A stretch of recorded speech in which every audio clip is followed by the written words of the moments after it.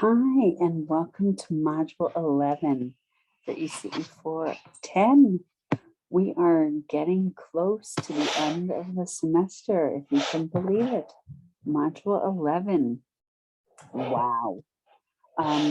So this module, we are starting to talk about strategies for learning. So this module will offer you a lot of information for your learning strategies final project, if that's what you've picked, the learning strategies chart and the learning strategies final project, you will have material that you can use for your chart. You can gain for your chart in this module and in the next few modules. So let me share a screen and go over what's going to happen in this module. By the way, I just want to point out that these strategies are strategies you can use with children with disabilities, but also all children. These are not just strategies for children with disabilities. These are strategies that you can use with all children. So let me share my screen.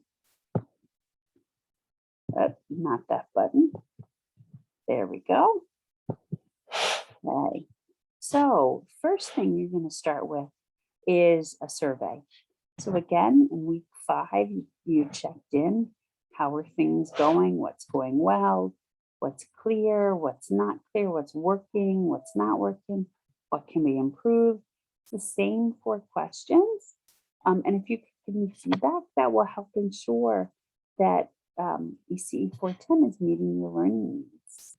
So I appreciate your time. It shouldn't take very long. 4 quick questions. Then we have some readings. The first reading is the Boat, Dinnerbell, and Bay reading.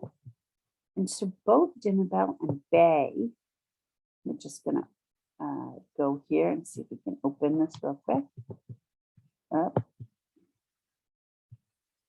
might have to open it another way, but it should be able to open it. Let's see. Open link in a new tab. Here we go. Okay. Both Dinnerbell and the Bay talks about individualizing instruction. And what does that mean? So it talks about ways that you can individualize instruction and strategies here, teaching strategies that pique children's interest. So all of these strategies, here are 7 strategies that you can use for your chart, okay? And then different ways to support children's learning, additional strategies here. What is a strategy? I'm talking about strategies. Let me stop sharing. X this out. Let me stop sharing. What is a strategy? I should define what a strategy is. A strategy is a modification in the way you teach, your teaching style, the environment, or the curriculum. So your pedagogy, the way you teach, what you do, the environment, the materials you use, or the curriculum, the content that you're teaching. That's how I'm defining a strategy. So going back to sharing my screen. So we look at Dinnerbell, Boat, and Bay. Again, here we have some additional ways, additional strategies, okay, that you can use. Excuse me. And then they also talk about scaffolding strategies here. So you have several ways to help build your chart here from this particular article. So now we're going to go back. Okay, and then here's a video on errorless learning. So errorless learning is one strategy that you can use to add to your chart. Then we have the Jennings, Hamline, and Woods article. And let's just open this very quickly. There we go. Here we go. Jennings, Hamline, and Woods. This talks about using routine-based intervention in early childhood special ed. So this is basically one strategy, but it goes through what this strategy is. Excuse me. What is routine-based intervention and how you would use routine-based intervention? So you can summarize what this is. This talks about how to create routine-based intervention. These are examples of routine-based intervention. So this is a second, or actually third, probably 10th example here for your strategies. Okay, going back, we're going to switch over. Okay, so again, this is only one here. But then we have scaffolding children's learning, and I believe that in this video, this is a video. There are 4 different strategies here. Then we go into the median article. I'm sorry, I'm struggling with a cold, so I'm trying not to cough so much during my video, and I'm not doing such a great job with that, so I apologize. So let's open this, and this talks about prompting. And when we go into prompting, we see there are several different types of prompts. So, and this talks about errorless learning, hand over hand.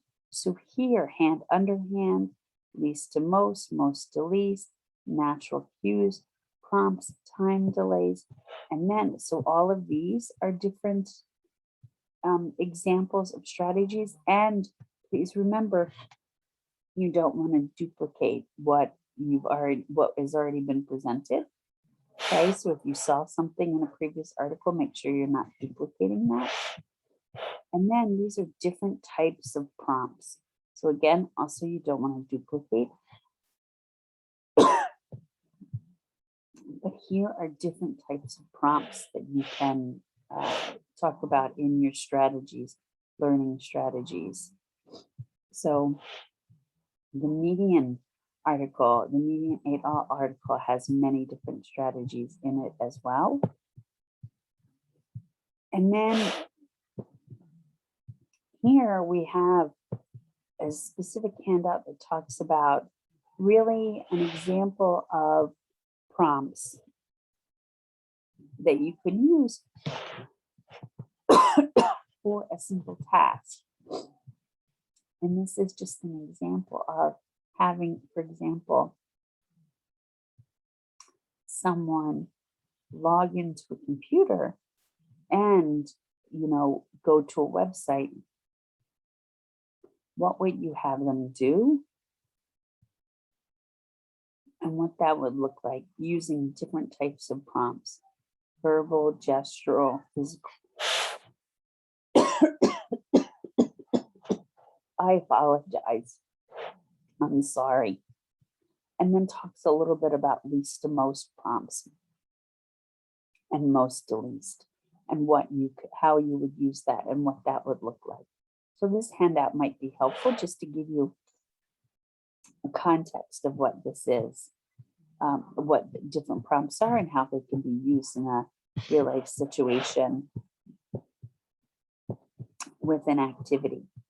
Then of course we have 3 fieldwork videos, and please note that for fieldwork this week, what I'm asking you, sorry, you can't see the prompt there, is I'm asking you, how are the teachers using these different methods? What methods are they using, and what strategies are they using, and how are they using them?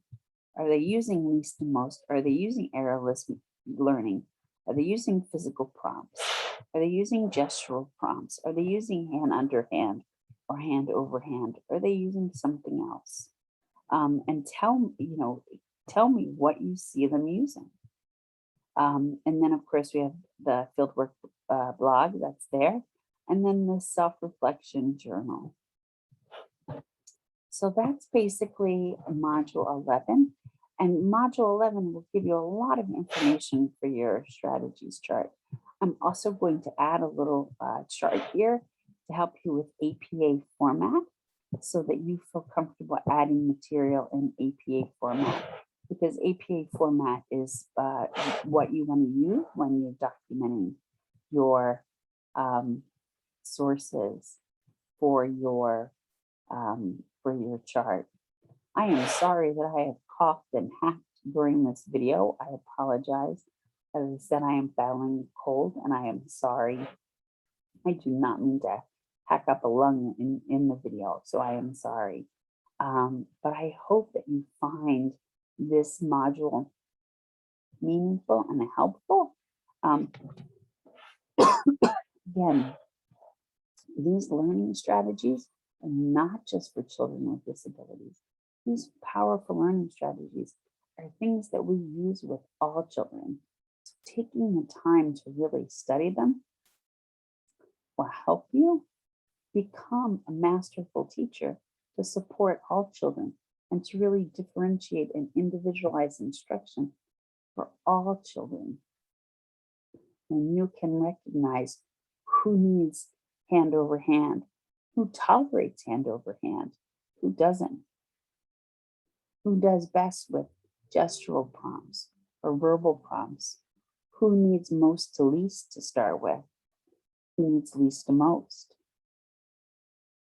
When you can identify that, and when you can use these different techniques with ease, that, excuse me, I'm sorry, will help you become a teacher who can really identify a child's strengths and ways to use Vygotsky's principles of a more knowledgeable other and zone of proximal development, and how to support a child in their zone of proximal development, because that's the key thing with Vygotsky's zone of proximal development.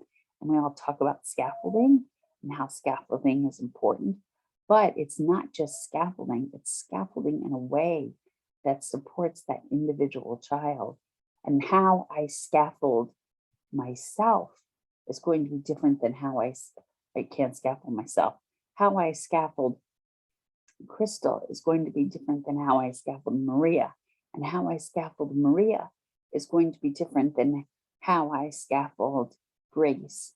And how I scaffold Grace is going to be different than how I scaffold Sam. And how I scaffold Sam is going to be different than how I scaffold Kenny.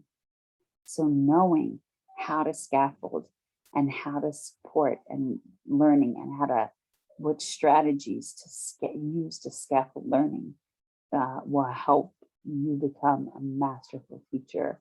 So I hope you find this module useful. And next session, in our next module, we're going to continue focusing on more learning strategies. So, and talking about learning strategies for language and supporting children to learn language strategies. So I look forward to seeing you in the next module. Have a wonderful day. Be well. Bye.